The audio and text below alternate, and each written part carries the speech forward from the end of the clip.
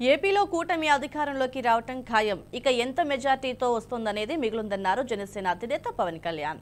జగన్ పాలనలో రాష్ట్రం అతలాకుతలమైందని, జగన్ తెచ్చిన ల్యాండ్ టైటిలింగ్ యాక్ట్ కాదని అది ల్యాండ్ గ్రాబింగ్ యాక్ట్ అంటూ విమర్శించారు పవన్.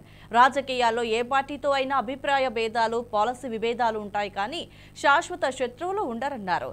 తాను జనసేనను కాపాడేందుకు కాకుండా ఏపీని కాపాడేందుకే వచ్చానన్నారు పవన్ కళ్యాణ్. మన వంతు కానీ ఎప్పుడు ఒకటే కమిట్మెంట్ పెట్టుకున్నాం, కష్టాల్లో ఉన్న ప్రజలకు అండగా ఉండటం. ప్రజాస్వామ్యం నిజంగా గడ్డు పరిస్థితుల్లో ఉంటే దానికి అడ్డుగోలుగా నిలబడిపోవటం. చంద్రబాబు గారిని అన్యాయంగా జైల్లో పెడితే నాకు ఒకటే అనిపించింది, రేపొద్దున కష్టం ఎవరికైనా వస్తుంది. మనకేమో ఆయనకైనా కాదు, తెలుగుదేశం పార్టీకైనా కాదు, ఎవరికైనా వస్తుంది. మన వంతు నిలబడాలి.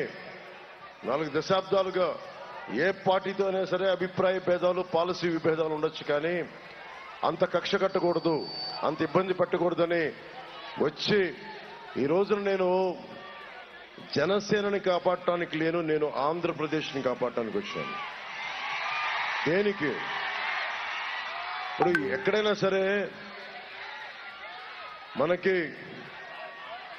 2 రోడ్లు, విజయవాడ గుడివాడ రోడ్డు కానీ, కంకిపాడు విజయవాడ రోడ్డు కానీ 1-2 సందర్భాలు వచ్చినప్పుడు గోతులు మయం.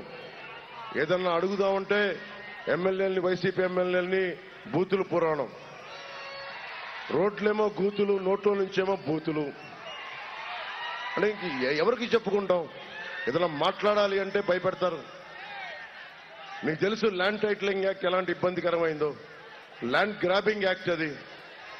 ఇక్కడున్న VFW ఫర్నిచర్ హబ్ కానీ, ఆ స్టైల్ యూనియన్ కానీ, ఇక్కడున్న నవభారత్ ఖాదీ కానీ, బండార్ షాప్ కానీ, వీటన్నిటికీ ఒరిజినల్ డాక్యుమెంట్స్ అంటే స్టాంప్ పేపర్లు ఉంటాయి. వాళ్ళు రేపొద్దున